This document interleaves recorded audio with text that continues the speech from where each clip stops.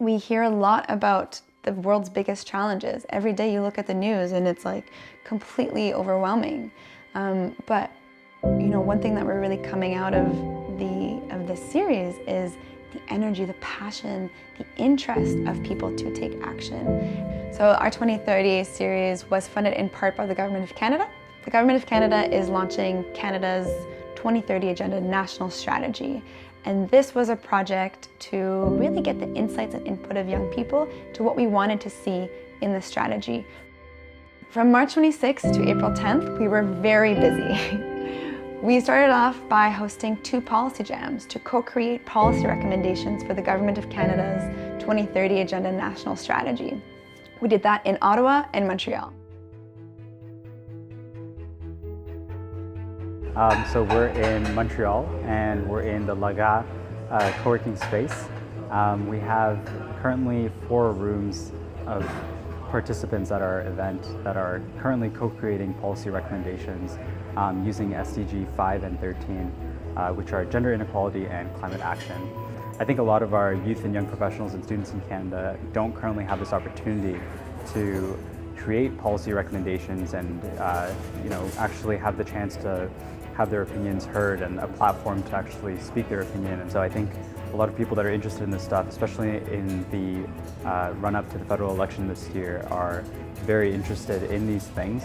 It's been said that this election will be based on climate policy, and young people in Canada have a lot to say about that.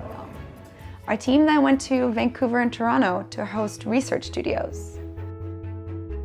It was a full 8-hour day from 9 to 5 on a Sunday, and we had 25 participants. We really wanted the research studios to be grounded in real problems. What we did is we went out to our network of partners and we asked them what their biggest collaboration challenge was.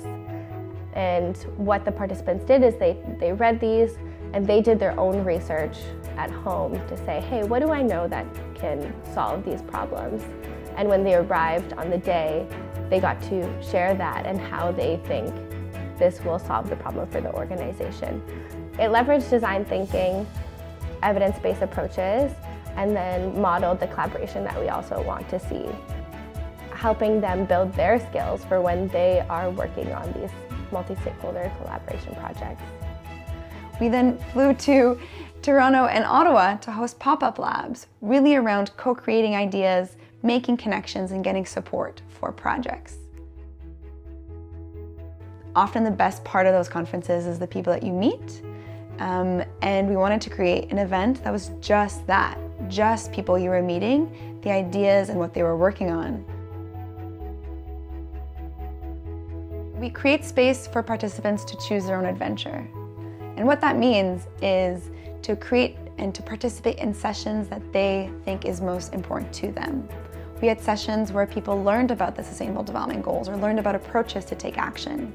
We had sessions where people came in with their projects to get support from other peers in their room.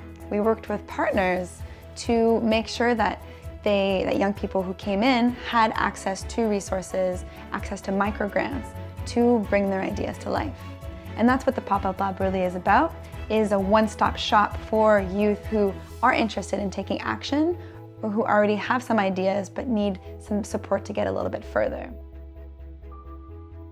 One thing that we learned was that to take action on the Sustainable Development Goals, we know we need everyone, and we know that there's different ways of getting everyone to the table. So one of the biggest learnings of this whole project is that one size doesn't fit all. And it's really important to note when it comes to engaging young people, but really engaging Canadians, engaging the world on the Sustainable Development Goals. But a focus on learning and testing different approaches and doing so in ways that makes people, especially young people, feel safe and excited to contribute is probably one of the biggest things that we're leaving. We want to do more of this so that we can get more young people involved and excited to contribute their ideas and insights into policy that affects us and our futures, into projects that can make a difference in the world. And we think that by doing more of this, by working together, by exploring and pushing the boundaries of collaboration, by trying to define radical collaboration and actually doing that in practice, is how we're going to get to the 2030 agenda, and it's how we're going to take ambitious, urgent action on these issues.